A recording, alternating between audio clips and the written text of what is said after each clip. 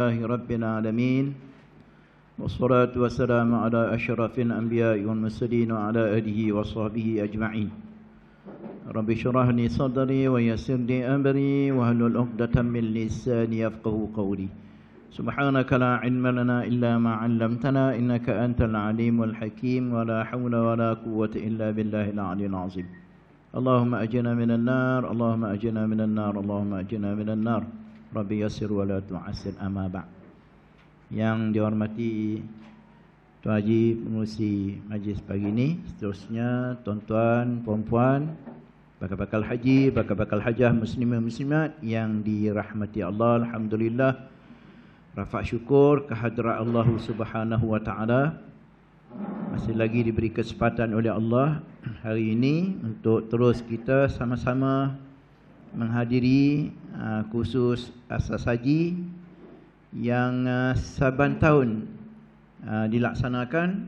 Cuma 2 tahun yang telah lalu stop sekejap lah kerana COVID, 2 tahun lebih kurang. Lepas tu dibuka balik secara online saja.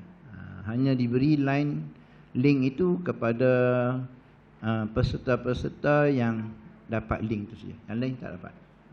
Itu buat secara online lah. Baik. Sebelum kita meneruskan usaha haji ini, marilah terlebih dahulu kita melafazkan talbiyah, mendapatkan aura. Mudah-mudahan kalau tak dapat tahun ini pun tahun-tahun berikutnya menjadi tetamu Allah Subhanahu wa taala, insya-Allah. Labbaik Allahumma labbaik. لبيك لا شريك لك لبيك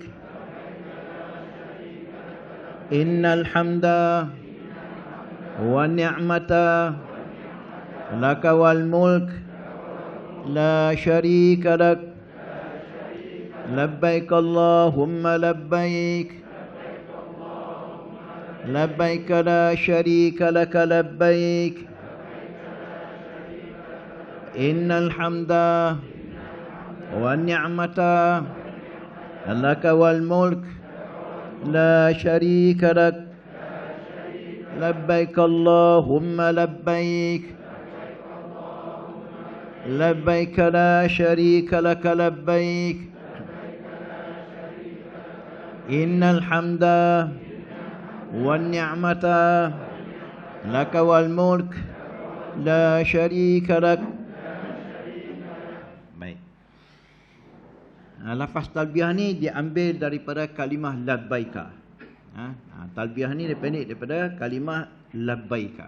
Labbaika ni maksudnya kami menyahut panggilanmu.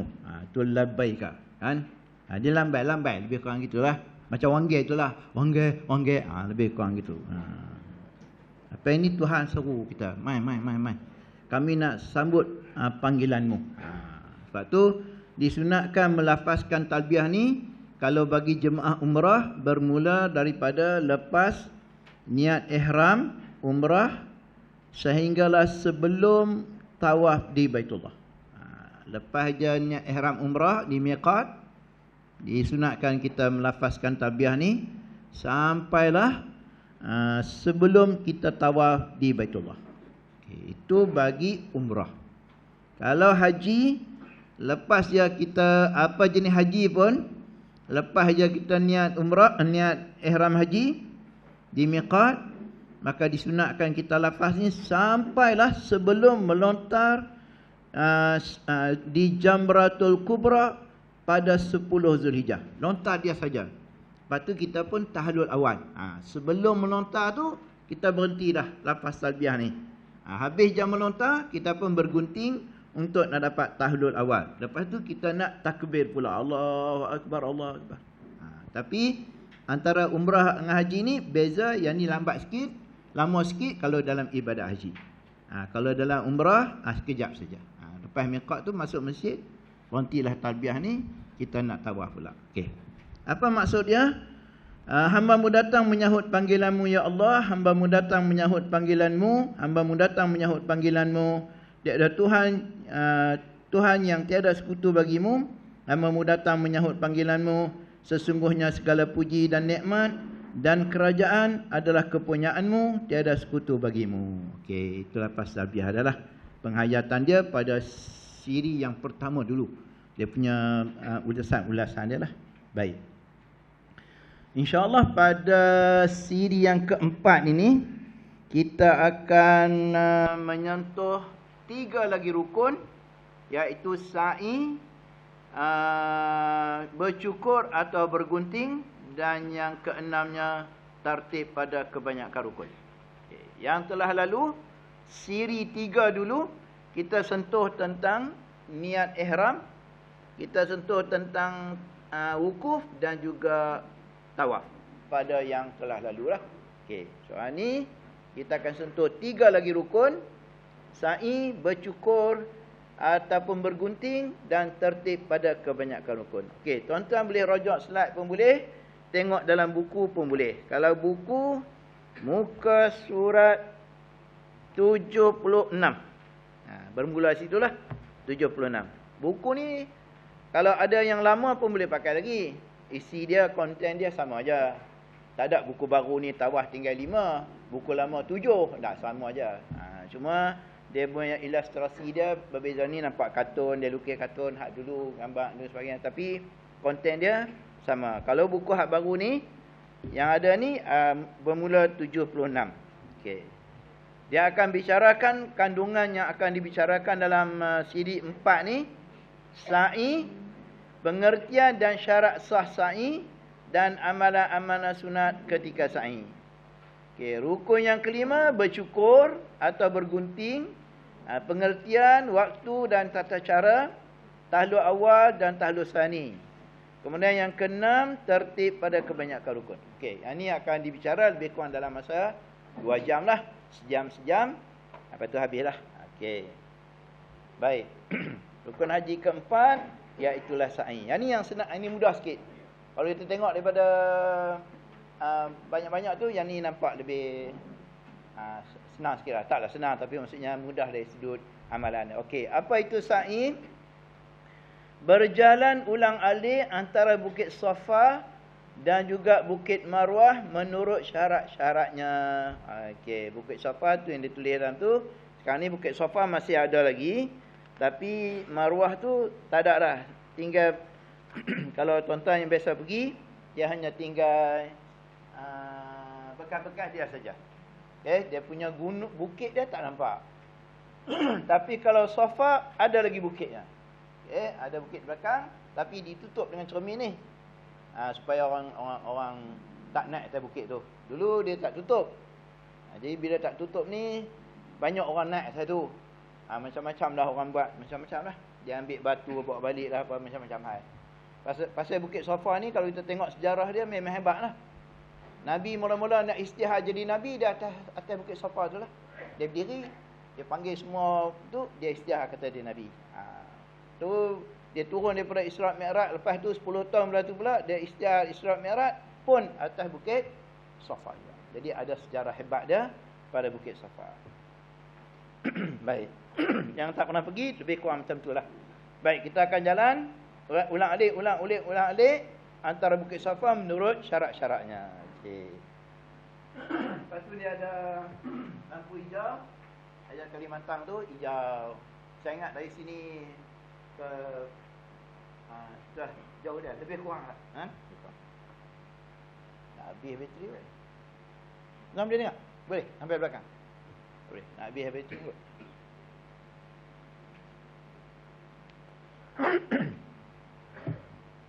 Saya pakai ni ya. Okey. Tengok.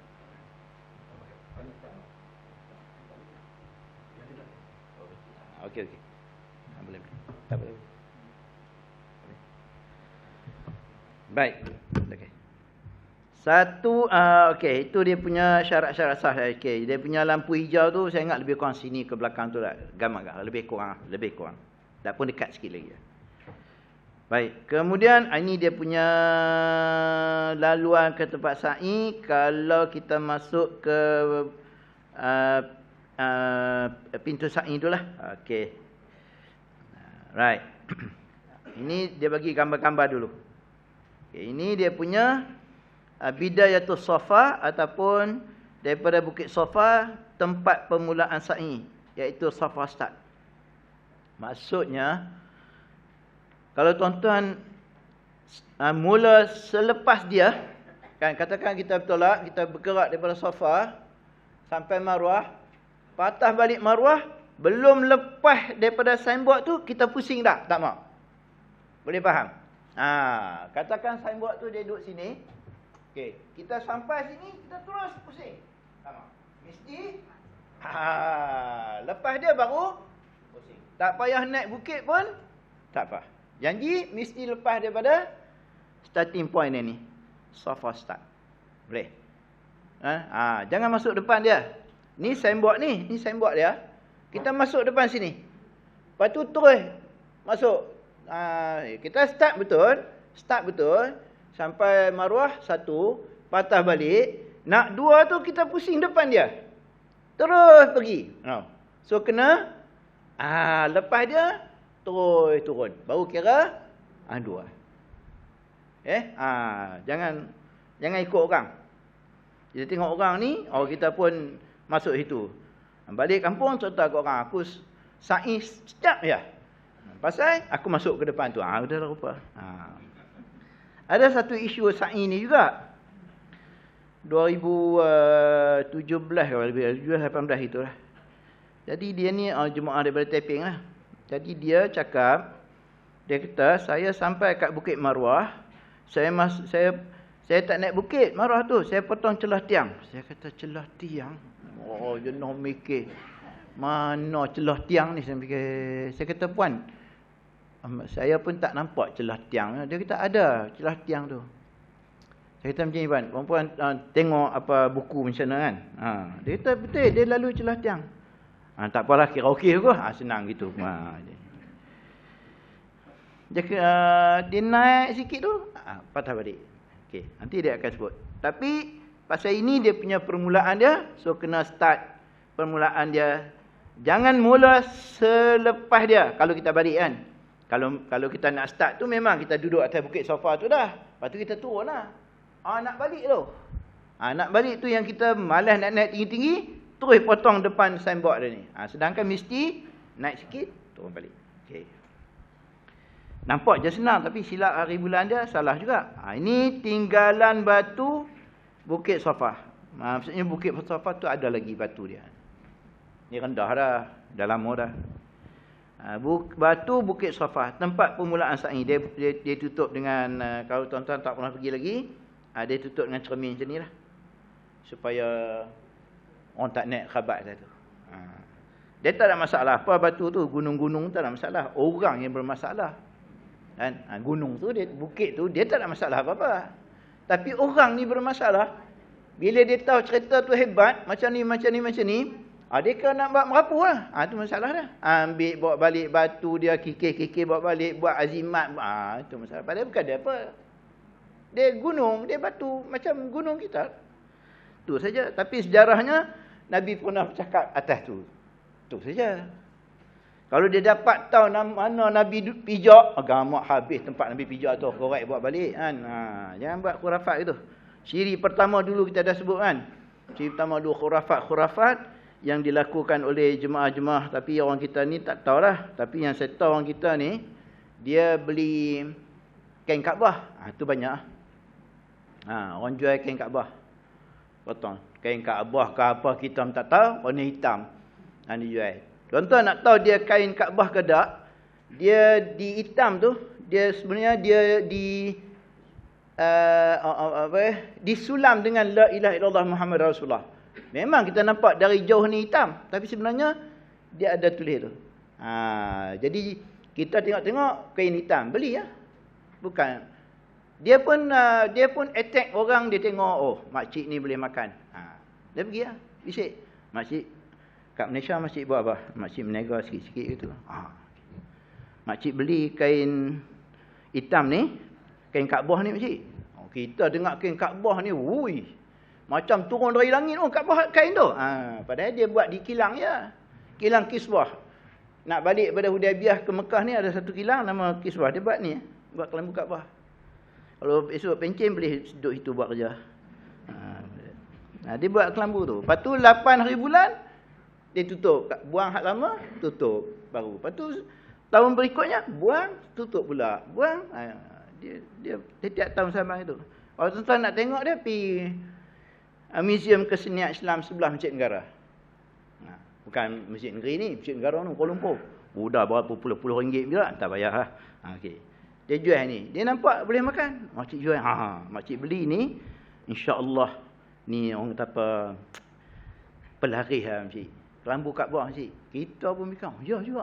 Pakcik nanti balik Malaysia, meniaga tepi kedai gerai tu, bubuh kain ni bawah pelapik tu.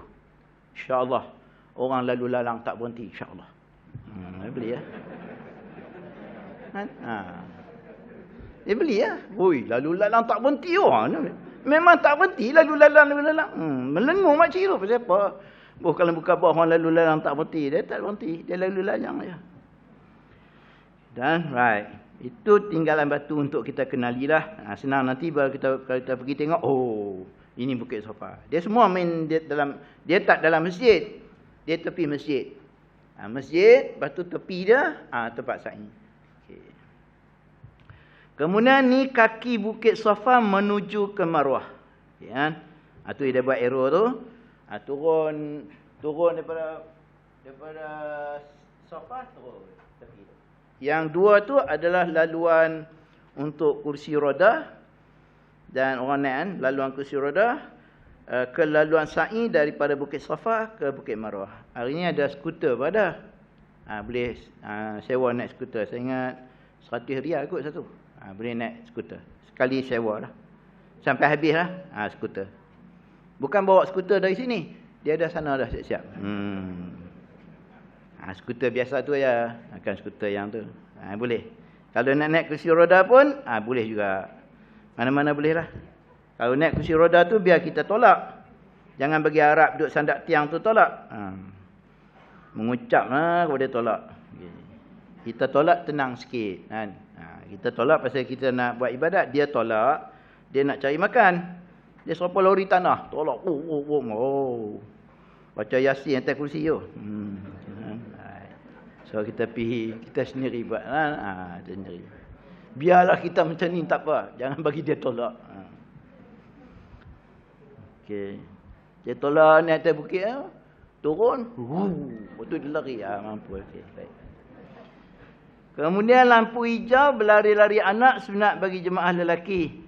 Okey, lampu hijau tu lebih kurang sini ke dinding tu lah. Lebih kurang. Lampu hijau terdapat di laluan antara Bukit Safa ke Marwah dan juga Marwah ke Safa. Memang ada dah.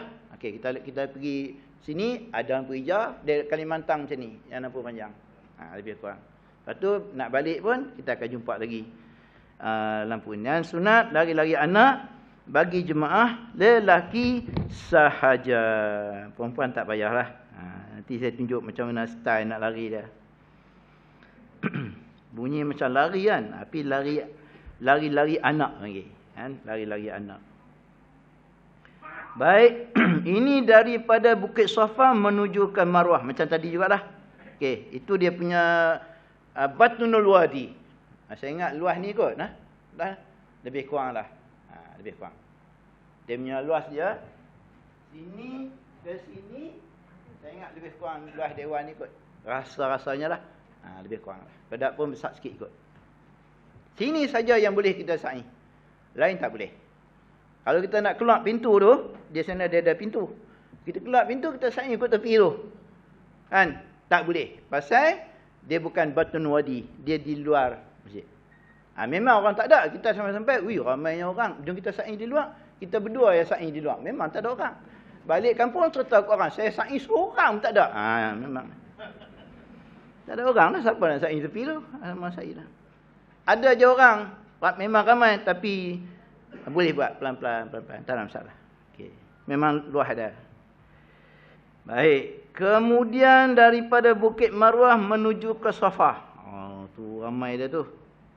Tapi ada je tempat kita tengok macam, macam mana nak sa'i ni? Kan ada je tempat dia. Macam Tawah jugalah kita nampak macam, penuh. Memang penuh pun. Tapi ada je lah. Tapi lambat lah. Pasal semua lambat kan, slow. Tak boleh nak lari. Slow. Jadi lambat dah tawaf tu. Tawaf tu mau dalam 2 jam setengah mau. Kalau kita pergi balik daripada melontar tu, terus pergi tawaf. Memang pack ha. Tapi pasal kita nak balik awal, penerbangan kita awal, kita kena buat tawaf lah. Jadi ramai lah. Datang macam mana. Jadi slow lah sikit berjalan lah.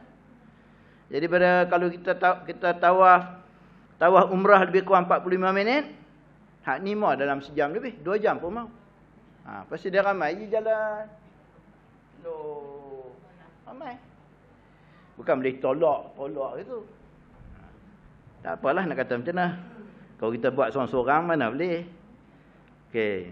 Ini Marwah tempat berakhirnya sa'i.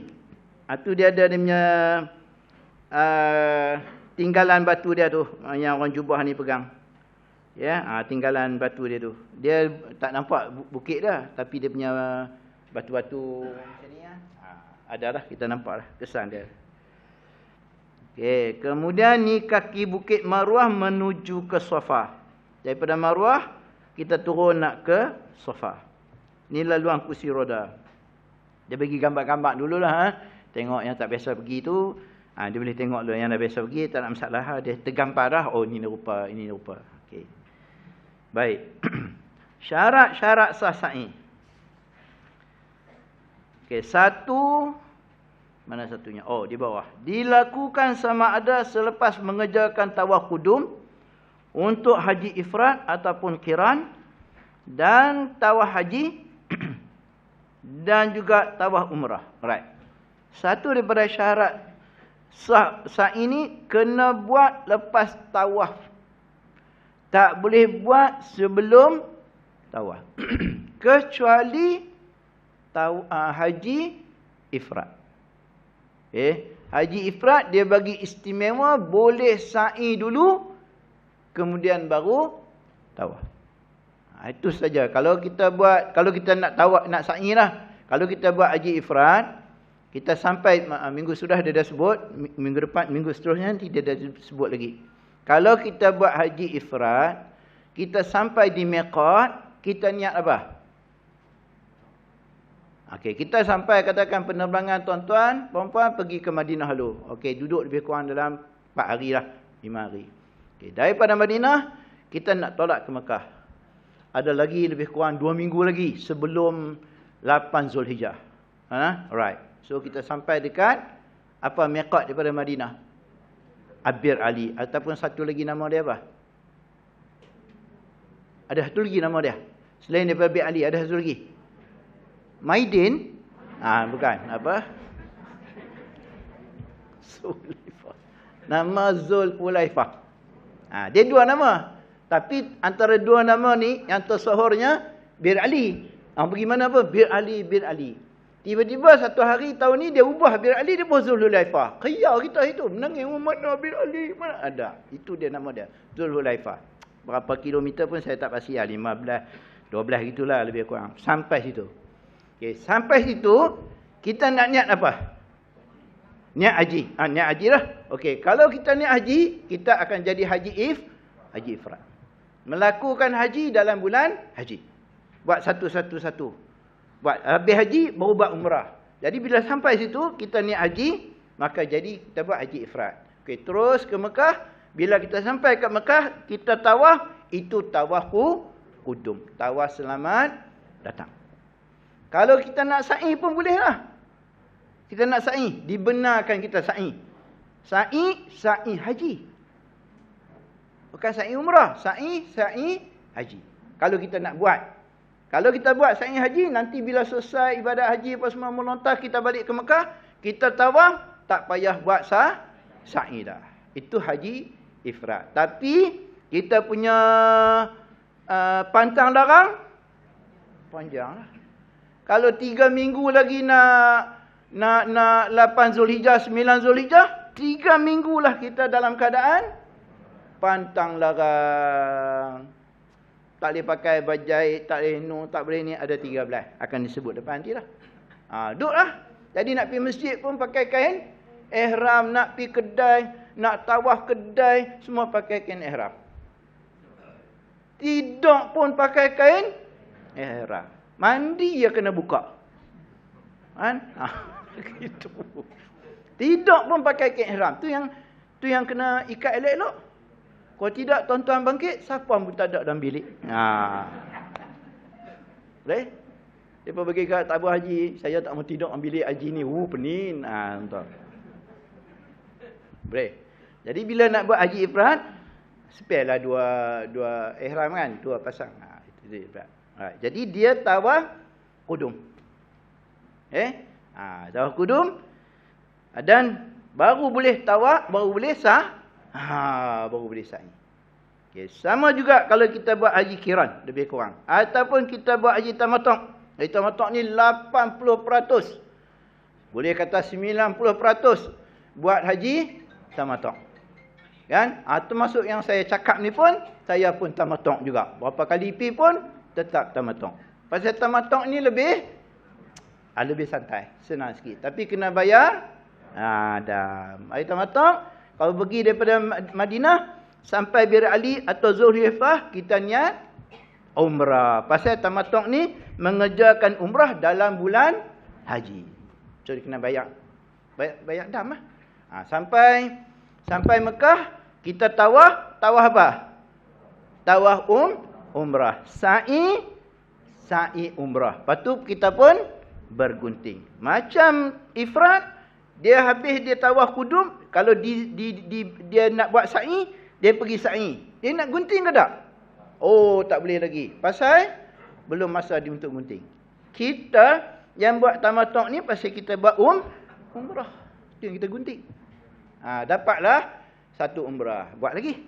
Begitu sebenarnya. Tapi saya cerita sini, nak sa'i mesti tawaf dulu. Jangan berlaku 2017, lebih kurang lah. Dia lepaskan 18 gitulah. Pakcik ni dengan geng-geng dia sampai masuk Masjidil Haram, tengok kawasan tawaf penuh.